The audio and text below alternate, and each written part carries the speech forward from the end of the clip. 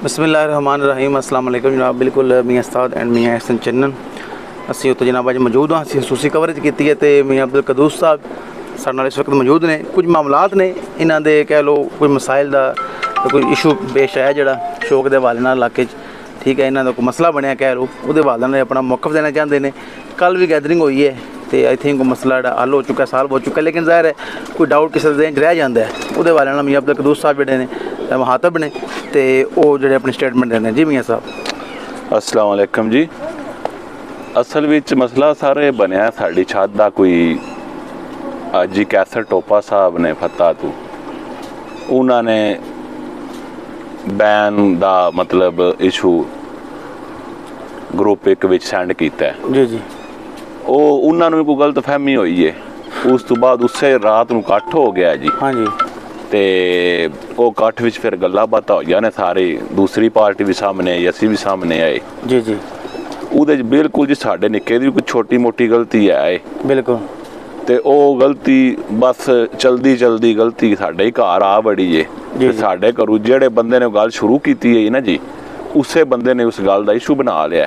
हाँ जी। बहरहाल असी उस गलती ਨੂੰ तस्लीम कर लिया क्योंकि असी शौक विच रहना चाहते हैं। बिल्कुल ते उन्होंने ਜਿਹੜਾ ਸਾਡੇ ਉੱਤੇ जुर्माना कोई पाया ਜਾਂ जिस तरह भी किया असी ਉਹ अदा किया। बिल्कुल ਤੇ ਬਾਕੀ ਅੱਜ ਕੈਸਰ ਸਾਹਿਬ ਨੇ ਵੀ ਜਿਹੜਾ ਗਰੁੱਪ ਵਿੱਚ ਮੈਸੇਜ ਕੀਤਾ ਉਹਨਾਂ ਦੀ ਮਾਜ਼ਰਤ ਕੀਤੀ ਹੈ। ਬਿਲਕੁਲ ਮੇਰੇ ਕੋਲ ਜਲਦਬਾਜ਼ੀ ਵਿੱਚ ਕੰਮ ਹੋ ਗਿਆ ਤੇ ਅਸੀਂ ਵੀ ਬਿਲਕੁਲ ਉਹਨਾਂ ਨੇ ਮਤਲਬ ਜਿਹੜੀ ਸਾਡੇ ਕੋਲ ਗਲਤੀ ਹੋਈ ਅਸੀਂ ਵੀ ਮਾਜ਼ਰਤ ਕੀਤੀ ਹੈ। ਬਿਲਕੁਲ ਤੇ ਹੁਣ ਜਿਹੜਾ ਸਾਡੇ ਤੇ ਕੋਈ ਪਾਬੰਦੀ ਨਹੀਂ ਛੱਤ ਦੀ, ਬਿਲਕੁਲ ਅਸੀਂ ਕਲੀਅਰ ਹਾਂ। ਅੰਦੋ ਵਾਲੇ ਟੂਰਨਾਮੈਂਟ ਵਿੱਚ ਸਾਡਾ ਬਿਲਕੁਲ ਪਹਿਲਾ ਨੰਬਰ ਹੈ। ਠੀਕ ਹੈ ਤੇ ਵੇਲੇ ਗੁਜਰ ਵਾਲਾ ਹੈ ਜੀ ਟੂਰਨਾਮੈਂਟ ਉਹਦੇ 'ਚ ਉਹਨਾਂ ਨੇ ਫੈਸਲਾ ਕਮੇਟੀ ਨੇ ਕੀਤਾ ਜੀ ਤੁਹਾਡਾ ਆਖਰੀ ਕਬੂਤਰ ਅਸੀਂ ਕੱਟਣਾ ਹੈ ਜਿਹੜਾ 7 ਛਤੀਆਂ ਤੇ ਬੈਠਾ ਹੈ। ਜੀ ਜੀ ਜ਼ਾਹਿਰੀ ਗੱਲ ਹੈ ਜਿੱਥੇ 100 ਬੰਦਾ ਬੈਠੇ ਹੋਵੇ ਤੇ ਫਿਰ ਉੱਥੇ ਗੱਲ ਤਸਲੀਮ ਕਰਨੀ ਪੈਂਦੀ ਹੈ ਕਮੇਟੀ ਦੀ ਗੱਲ। ਬੜੀ ਸੋਹਣੀ ਗੱਲ ਹੈ ਤਾਂ ਹੀ ਨਿਜ਼ਾਮ ਚੱਲਦਾ ਹੈ ਨਾ ਜੀ। ਅਸੀਂ ਬਿਲਕੁਲ ਉਹਨਾਂ ਦੀ ਗੱਲ ਤਸਲੀਮ ਕੀਤੀ ਸਾਰੇ ਭਾਈਆਂ ਦੀ, ਸਾਰੇ ਮੌਜੂਦ ਭਾਈ ਹੈ ਜੀ ਜੀ। ਅੱਜ ਹੀ ਕੈਸਰ ਟੋਪਾ ਸਾਹਿਬ, ਨਸਰੁੱਲਾ ਸਾਹਿਬ ਜੀ ਜੀ अपना और अपन भाई सारे आज ही इलाका पूरा इकट्ठा होया। हाँ जी सब दा नाम लेना मुमकिन नहीं है, सब दा नाम लेना मुमकिन नहीं है, पर साडे वास्ते सारे मोहतरम ने, सारे मुअज़्ज़ज़ ने। बिल्कुल हाँ जी। भाई बशारत साहब जी जी हाँ जी।